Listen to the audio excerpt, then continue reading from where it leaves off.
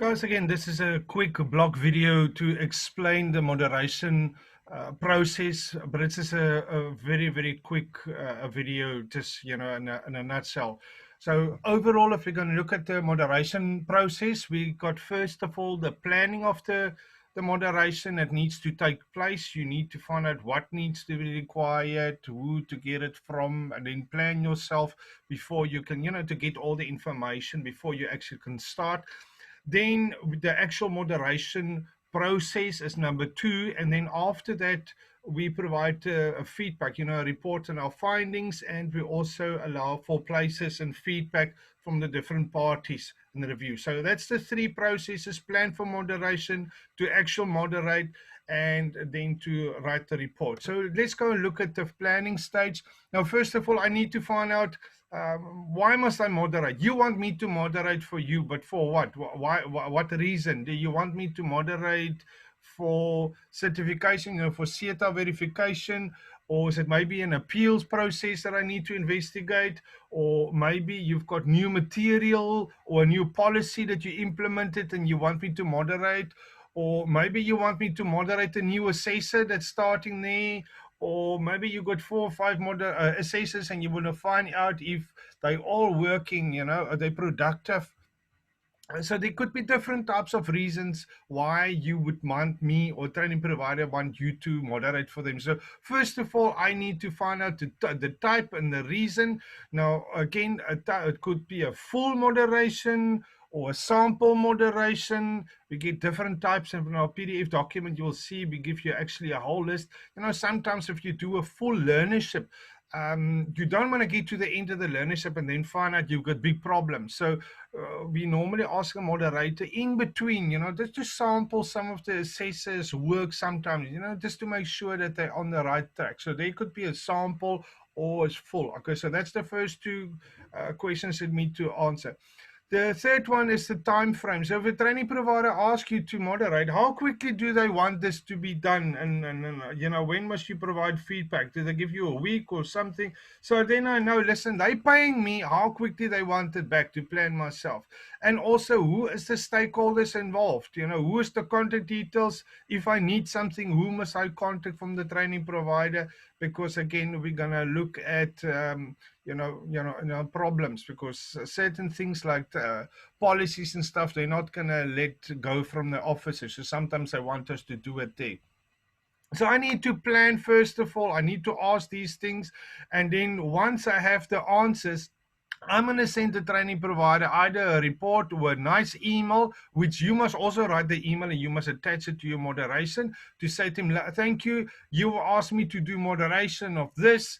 I'm going to need these files and this and this and that from you. Can I come and view it at your office, or can I pick it up? So you need to, for your plan, do the planning. And you need to write this document, which you must provide in as evidence, this document that you send to the training provider to ask for all this information from them. And obviously there's a due date on there by Friday the 15th. So if it's not there, I'm still going to carry on, but I'm going to say in my report, I've asked you for it, but it wasn't there. So that's the planning stage. Then we're going to do the actual moderation. Say we do a moderation for verification or for certification for my learners POE. First of all, again, we know we need green pen. We need the evidence. Everything must be there. So, for example, if you ask for a training provider's assessment policy and they didn't give it to you, then you're going to write it in your report. You're going to say, I have asked for it, but it wasn't provided. So when the verifier from the CETA looked there, they say, listen, that's not you that done half a job. You didn't pick up the problems and you so bad moderation. They're going to say, look there, the moderator said, you've asked for, the training provider for this information, but they've never given it. He made the notes there in his thing. So, if I'm a verifier from a CETA and I look at the internal moderator's report, then I look at those things first and I say, oh, he asked for this, but they didn't give it to them. That must be a problem area. Let's look into that. That's the food for the verifier. Okay. Another thing that we need to find, remember, is constructive comments.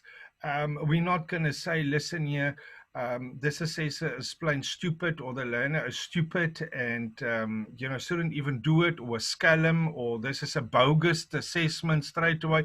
I never make comments like this. So I'll keep myself always neutral, and I'll say I could not verify that this assessment took place because there wasn't evidence that the learner and the assessor was present. I'm putting it in a nice way. I'm stating facts. I don't put any my personal comments and judgments or feelings in it. Okay, that's the actual moderation I'm going to do. So I'm looking at the actual assessment, I'm writing with my green pen, and I make up all my comments and notes and what I see. And once I'm finished with that, then I'll go to the last stage where I'm going to write a detailed moderation report. Now, a detailed moderation report is nothing less than 3 pages long.